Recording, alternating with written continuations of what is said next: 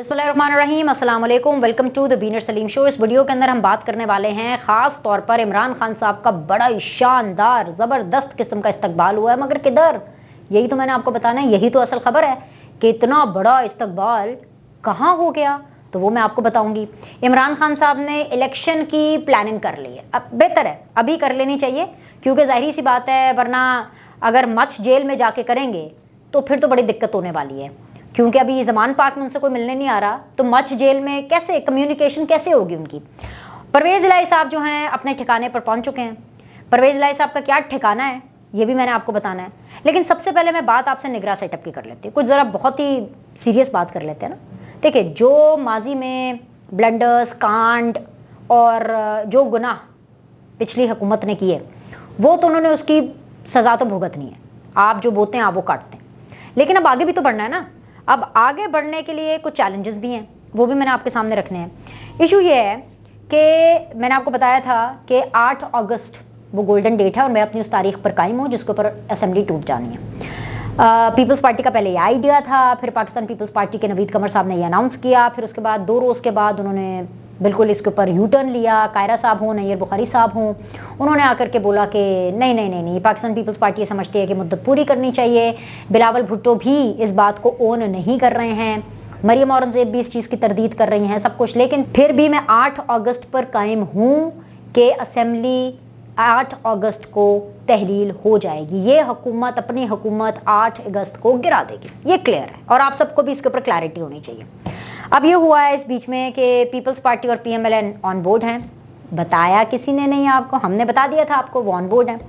MQM ने बोला कि भाई आप क्यों नहीं हमें ऑन बोर्ड कर रहे, भाई सानू भी ना ऑन बोर्ड करो। आपको पता है एमक्यूएम तो वैसे भी मास्टर है रूठने मनाने रूठने में, और फिर एमक्यूएम को भी कॉन्फिडेंस में लिया गया। तो अभी जब तक ये मैं वीडियो बना रही हूँ, अभी सब अच्छा है कि रिपोर्ट है वो भी मान गया, सबने मानना ही है, सबने आमीन पढ़नी है। 8 अक्टूबर का सूरज सबको सूट करता है। अच्छा, अब ये तो हो गया, लेकिन उसके बाद जो अगला मरहला है वो है जी ऑफ कोर्स निगरान सेटअप का। और इस हवाले से मेरे पास एक ब्रेकिंग न्यूज़ है, दिल थाम कर बैठे हैं। और ब्रेकिंग न्यूज़ ये है कि भाई इस वक्त जो पीडीएम की हुकूमत है उसको 2 खदशात हैं। एक तो ये कि उनको लग रहा है कि पता नहीं कहीं ऐसा ना हो कि इलेक्शन आगे चले जाए, और दूसरा ये कि उनको इकोनॉमिस्ट निगरान सेटअप से बड़ी प्रॉब्लम है। ये मैं आपको बड़ी हतमी खबर दे रही हूँ। हफीज शेख, रजा बाकर, मोहिद यूसुफ, या जो भी इकोनॉमी को समझते हैं, और मुझे पता है कि ये 2 बड़े स्ट्रॉन्ग सीवी वाले लोग हैं, हफीज शेख साहब एंड रजा बाकर साहब, और मैं लगातार आपको इस बारे में बताती चली आ रही हूँ। और बड़ी एक्सेप्टेंस है इनकी बड़े घर में भी और सब जगहों पर। मगर मसला यह है कि सियासतदानों को, ख़ास तौर पे पीएमएलएन को और पाकिस्तान पीपल्स पार्टी को, इन दोनों नामों पर और इन जैसे मिलते जुलते इकोनॉमी के नामों पर इसलिए एतराज़ है, और सिर्फ इस इकोनॉमिस्ट के ऊपर ही नहीं, बल्कि उनको जजेस पर, रिटायर्ड जर्नलों पर, वो तमाम लोग जो कि सियासतदान नहीं हैं, जिनका सियासी बैकग्राउंड नहीं है, जिनकी सियासी सोच नहीं है, आसिफ अली जरदारी साहब और नवाज शरीफ साहब और शहबाज शरीफ साहब को उन पर एतराज़ है।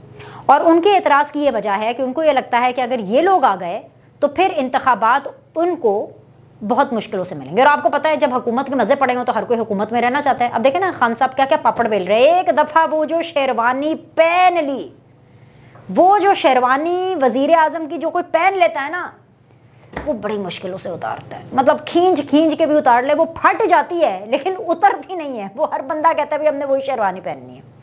अब इशू ये है कि इंतखाब तो चाहिए सियासतदानों को, ठीक है, अपनी कन्वीनियंस पे चाहिए। उनको नवंबर में सूट करता है, नवंबर की उन्होंने प्लानिंग कर ली है कि भाई हमें नवंबर में चाहिए, लेकिन इस बीच में खदशा है। तो अभी निगरान सेटअप के हवाले से कुछ सीवीज मजीद सामने आई। कमर जमा कायरा साहब को मैं कोट कर देती हूँ भाई, ऑन रिकॉर्ड उन्होंने बोला कि भाई हमें एक बुजुर्ग सियासतदान चाहिए, ठीक है। और बुजुर्ग सियासतदान इसलिए चाहिए क्योंकि एक तो उनको सियासत की समझ बूझ है, नंबर 1। नंबर 2 इसलिए भी बुजुर्ग सियासतदान चाहिए क्योंकि वो एडवेंचर करना नहीं चाहते होंगे, उनका कोई अपना हीरो बनने का कोई ख्वाब या प्लान नहीं होगा, क्योंकि जाहिर बात है वो इतनी सियासत कर चुके होते हैं। और तीसरी चीज़ ये कि वो सियासी सेटअप को समझेंगे और उनकी जो लॉयल्टीज़ हैं वो सियासी सेटअप के साथ होंगी। ये अब अच्छा, अब इसमें बहुत सी ऐसी बातें जिसके ऊपर मैं डिबेट कर सकती हूँ, लेकिन ये मैं आपको उनका पॉइंट ऑफ व्यू बता रही हूँ। जरदारी साहब का, नवाज शरीफ साहब का, शहबाज शरीफ साहब का, इस पीडीएम की हुकूमत का खदशा बता रही हूँ कि इसके ऊपर तो सबने आमीन पढ़ ली है कि जी हम अपनी हुकूमत गिरा करके निगरान सेटअप के हैंड ओवर कर रहे हैं, और इसके अनाउंसमेंट्स भी हो चुके हैं हैंड ओवर करने की। ठीक है, डेट मैं आपको बता रही हूँ, डेट की अनाउंसमेंट उन्होंने की नहीं है। अब जो नए नाम बुजुर्ग सियासतदानों के सामने आए हैं वो भी आपको कोई बताएगा नहीं, लेकिन मैं आपको बता रही हूं। वो नाम है उस ग्रुप के जो कि री इमेजिंग पाकिस्तान के नाम पर इकट्ठा हुआ। एक ग्रुप बना जिसका नाम था री इमेजिंग पाकिस्तान। उस ग्रुप के अंदर शाहिद खाकान अब्बासी साहब हैं, उस ग्रुप के अंदर मिफ्ता इस्माइल साहब हैं, उस ग्रुप के अंदर जो है मुस्तफ़ा नवाज खोखर साहब हैं, उस ग्रुप के अंदर ऐसे बहुत से लाइक माइंडेड लोग हैं जो कि मौजूदा जो सियासी सेटअप है उसके अंदर इतना ज़्यादा यकीन नहीं रखते। वो इसलिए नहीं यकीन रख रहे क्योंकि वो कह रहे हैं कि जो मौजूदा सियासी सेटअप में सियासतदानों का जो से है ना वो बहुत कम है, और मौजूदा सियासी सेटअप जो है वो इकोनॉमी के पॉइंट ऑफ व्यू से आगे नहीं चल सकता। अच्छा, अब इनमें जो शाहिद खाकान अब्बासी है उनके पास वजीर आजम होने का एक्सपीरियंस भी है। इसके अलावा जो मिफ्ता इस्माइल साहब हैं उनके पास इकोनॉमी का भी एक्सपीरियंस है, और मिफ्ता इस्माइल साहब की बड़े घर में यस है। उनकी नून लीग में यस हो या ना हो, लेकिन उनकी बड़े घर में बहुत ज्यादा यस है। ठीक है, और तीसरी चीज है, अगर मैं मुस्तफा नवाज खोखर साहब की बात करूं, he is a very very fine gentleman with great ideas, great thoughts, but Pakistan people's party की जो सोच मौजूदा सूरत हाल में चल रही है वो मुस्तफा नवाज खोखर साहब को सूट नहीं करती थी। तर्जुमान रहे हैं बिलावल भुट्टो के, exactly very very close and right hand to the chairman of Pakistan people's party रहे हैं। तो इन सबके पास वो सियासत का एक्सपीरियंस है और इनके ऊपर लोगों को ट्रस्ट है। किन लोगों को ट्रस्ट है?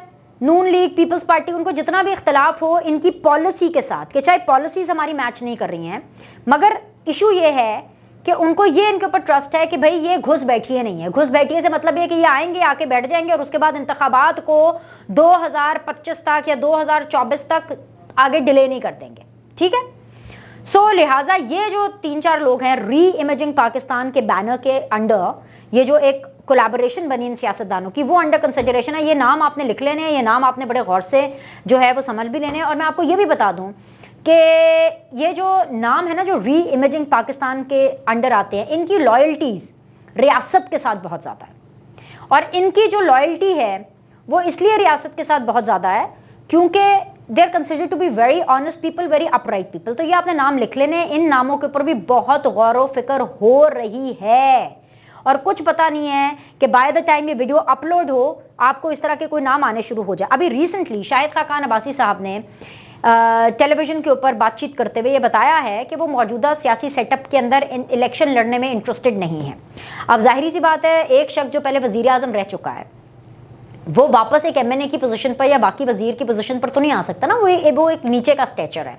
सो पीएमएलएन के अंदर वैसे भी अब शाहिद खाकान अब्बासी साहब के पास ही doesn't has much to offer basically, क्योंकि जाहिर बात अभी वजारत उज़्मा हर दफ़ा ज़रूरी तो नहीं है ना कि शाहिद खाकान अब्बासी साहब को मिलेगी, और एक शख्स जो वजारत उज़्मा पर बैठ गया हो बहुत मुश्किल होता है उसके लिए किसी और किस्म का पोर्टफोलियो लेना। और यही वजह थी जो कि शाहिद खाकान अब्बासी साहब ने बोली नहीं, ऑन रिकॉर्ड नहीं बोली, लेकिन ऑफकोर्स सबको ये मालूम है कि शाहिद खाकान अब्बासी साहब जो है वो अगर वजीर आजम रह चुके हैं तो उसके बाद वो इस मौजूदा सेटअप के अंदर कोई पोर्टफोलियो नहीं ले सकते, लेकिन दोबारा निगरान वजीर आजम तो बन सकते हैं ना, उसमें तो वो इंटरेस्टेड भी होंगे और मनाने वाले उनको मना भी लेंगे जिन्होंने मनाना है। सो बेसिकली अभी ये हुकूमती बेंचेस के अंदर ये खिचड़ी मची हुई है। मेरे पास खबर आई, मैंने कहा कि भाई वो री इमेजिंग पाकिस्तान वाले जो हैं उनका ज़रा दोबारा चैप्टर खुला है, तो मैंने कहा वो चैप्टर मैं आपके सामने रख देती हूँ। ठीक है, इस हवाले से फिर जो मजीद बातें होंगी वो हम आपको बताते जाएंगे। अभी के लिए आप इसी पर इक्तफा करें। मैंने आपको 3 नाम और दे दिए हैं, और भी नाम होंगे आने वाले दिनों में, वो भी मैं आपको दे दूंगी, और फिर एक दिन मैं आपको हतमी नाम भी बता दूंगी। ये ज़्यादा दूर की बात नहीं, बस थोड़े दिनों की बात है, पता चल ही जाना है, क्योंकि फाइनली तो इलेक्शन कमीशन ने फाइनल करना है। जो नाम इन्होंने लिख करके देने हैं वो एहतमाम हुज्जत भी तो करनी है ना। तो अभी हफीज शेख और रजा बाकिर का नाम तो मौजूद है, मगर उन पर कांटा लगा है आसिफ जरदारी साहब एंड नवाज शरीफ एंड शहबाज शरीफ की तरफ से। ठीक है, एंड मौलाना साहब, मौलाना साहब को नहीं भूलना, पता चलेगा फिर नाराज हो जान कि जी मुझे तो किसी खाते में नहीं ले रहे, तो मौलाना साहब ऑल्सो। सो लिहाजा अब ये सीनियर सियासतदानों के ऊपर जो है वो डिस्कशन हो रही है। आ जाए जी, अब हम इमरान खान साहब की बात कर लेते हैं। इमरान खान साहब द वेरी ऑनरेबल, इसलिए मैं उनको ऑनरेबल कह रही हूँ, क्योंकि उनका बड़ा ज़बरदस्त किस्म का जो है वो इस्तकबाल हुआ है। कहाँ पर हुआ है? टिकटॉक पर हुआ है। अब मैं उनको कहूँगी जी माशाल्लाह से YouTuber, vlogger, TikToker, motivational speaker, साबिक वजीर आजम इमरान खान साहब ने टिकटॉक के ऊपर अपना खाता खोल लिया। ये खाता खोल नहीं होता है, अकाउंट उनका बन गया और जी भाई कोई पता नहीं कितने मिलियन उनके फॉलोवर हो गए और जी वो शादियाने बजा रहे हैं, हंसी खुशी डप्पे मार रहे हैं। उनकी टीम भी कह रही हो खान साहब ये आपने कमाल कर दिया। मतलब कमाल तो कर ही दिया क्योंकि अब वापस तो वजीर आजम बनना नहीं ना, अब कमाल तो कर ही दिया। और अभी जो मैं आपको लेक्चर दे रही थी ना, जो बंदा एक दफा वजीर आजम बन जाता है उससे कम पे क्या सेटल करेगा। कुछ कुछ होते हैं जो सेटल कर लेते हैं। तो अभी इमरान खान साहब का जो मंसूबा इंतखाब के लिए चल रहा है ना, वो ये चल रहा है कि उन्होंने टिकटॉक के ऊपर आके हर वो बंदा जिसके पास फोन है और जिसके पास टिकटॉक है, अब उसके दिमाग के अंदर जहर घोलना है। क्योंकि टीवी पर तो वो बैन हो गए हैं, उनका नाम भी नहीं लिया जा सकता। वीलॉग्स पता नहीं उनके चल रहे हैं कि नहीं चल रहे, वो तो बस अपना करता रहे जैसे भी वो कर रहे हैं। लेकिन टिकटॉक हर बंदे के पास है। मतलब मैं नहीं हूं टिकटॉक पे, मतलब मुझे आना चाहिए टिकटॉक पे, नहीं आना चाहिए। प्लीज आप मुझे कमेंट करके बताइए, because I am not on TikTok. खैर एनीवेज, बट अब जो टिकटॉक है ना, उन्होंने टिकटॉकर की पेट पर भी लात मारनी है। मतलब इमरान खान साहब जो है, मुझे लगता है इस एजेंडा पर आए हैं कि उन्होंने लोगों से उनका रिजक लेना है। मुल्क के वजीर आजम बने, IMF का जो पूरा प्लान था उसको साबुटाज किया, मुल्क के अंदर इतनी महंगाई कर दी, कोरोना फंड खा गए, पाकिस्तान की आवाम की रोटी खा गए। ठीक है, उसके बाद ऑपोजिशन में गए। जब ऑपोजिशन में आए वापस, ये जो आजकल आए में ऑपोजिशन में वापस, फिर जी अवाम का जो है वो आटा खा गए, अवाम की चीनी खा गए। बिकॉज जाहिर सी बात है, पीछे अपनी हुकूमत के अंदर ना मुआहदे किए, ना कोई प्लानिंग की, तो ऑपोजिशन में बैठ करके भी ये जो है अवाम की पेट के ऊपर लात मार रहे हैं। उसके बाद जी वीलॉग पे आ गए, तो वीलॉगर्स की पेट पर लात मारनी शुरू कर दी। और मजे की बात यह है कि उन वीलॉगर्स के पेट पे लात मारी है जो इमरान खान साहब का ही बयानिया देते थे। भाई जाहिर सी बात है, अब जो बातें हैं इमरान खान साहब के सपोर्टेड वीलॉगर्स करते हैं, या वो बातें हैं जो कि इमरान खान साहब के सपोर्टेड दानिशवर करते हैं, अगर अब वो बातें इमरान खान खुद आके करेंगे तो लोग तो इमरान खान की सुनेंगे ना, उनकी वीलॉगिंग थोड़ी ना सुनेंगे। वो तो इमरान खान की वीलॉग, उन बेचारों का भी जो करियर है उसके ऊपर भी उन्होंने जो है रोड़े अटकाने की कोशिश की। और अब जो नॉर्मल टिकटॉकर्स हैं, कौन, जैसे मुझे पता चलता है जी जन्नत मिर्जा हैं, हरीम शाह हैं, ये जो भी हैं, खैर मुझे तो पता भी नहीं है। मैं ज़रा अपडेट करूंगी अपने आप को, मैं अभी इतनी ट्रेंड नहीं हूं ना टिकटॉक पे, मैं हूं ही नहीं मतलब। लेकिन अब ये सारे टिकटॉकर्स की पेट पे लात मारनी है। ये आदमी कहीं से भी इनको पैसे मिलेंगे, कहीं से भी इनको पैसे कमाने का मौका मिलेगा, इमरान खान साहब ने उसको छोड़ना नहीं है। लेकिन कर लें, टिकटॉक पे अकाउंट खोलें, वीलॉगिंग करें, जो भी करने कर लें, चंद दिनों की बात है। क्योंकि मच जेल में ऐसी कोई सहूलत नहीं है, ना वहां पे कैमरा मिलता है, ना वहां पे माइक मिलता है, ना वहां पे फोन मिलता है। अगर छुप छुपा के अगर आपकी बड़ी कोई जुगाड़ हो, कोई बहुत बड़ी आपको सिफारिश मिल जाए और अंडर कवर कोई आपको अगर फोन दे भी दे, तो वो छोटे छोटे वो जो पुराने जमाने के फोन नहीं होते, ऐसे फोन जो स्मार्टफोन नहीं होते, नोकिया 3310 टाइप, वो दे दिए जाते हैं कि अच्छा जी जरा चुपके से जरा बात कर लो। बस इसी किस्म की जुगाड़े होती हैं, और तो जुगाड़े नहीं होती। तो फिर इमरान खान साहब के क्या मजे होंगे, क्योंकि आपको यकीन नहीं आ रहा ना कैसे होने वाला है। इमरान खान साहब को भी यकीन नहीं आ रहा, लेकिन मैं आपको बता देती हूँ, परवेज लाई साहब अपने ठिकाने पर पहुंच चुके हैं। उनका ठिकाना क्या है? उनका ठिकाना है अडियाला जेल। ठीक है, और अडियाला जेल उनको इसलिए पहुंचाएगा, लाहौर पार कर दो, दूर रखो उनको घर से। तो आप ये सोचिए, अगर परवेज इलाही के लिए अडियाला जेल का इंतखाब किया गया है, नजरबंदी हुई है, खुआरी हुई है, तो वो शख्स जो इस चीज का मास्टरमाइंड है, वो शख्स जो कि इन तमाम भेड़ों को हांकने वाले हैं, जिसका नाम है टिकटॉकर वीलॉगर इमरान खान, उनको कहां जाके फेंकना है? मच जेल में फेंकना है ना उनको जाके। मैं आपको फाइनल वर्ड इस वीडियो के अंदर ये बता रही हूं कि इमरान खान साहब शहबाज शरीफ को याद करके रोएंगे, पिटेंगे। इमरान खान नवाज शरीफ को नाम ले करके जारो कितार रोना शुरू कर देंगे, क्योंकि उनको ये हुकूमत और उनको इस हुकूमत में किया जाने वाला उनके साथ सलूक हमेशा याद रहने वाला है। तो जेल में और करना क्या होता है? टाइम बड़ा होता है। किताबें शिताबें तो वैसे भी इमरान खान नहीं पढ़ते, इतनी गलत मिसालें देते हैं, तो किताबें शिताबें तो उन्होंने पढ़नी नहीं है। इसके अलावा वीलॉगिंग होनी नहीं है। तो क्या करना है? शहबाज शरीफ को याद करना है और रोना है।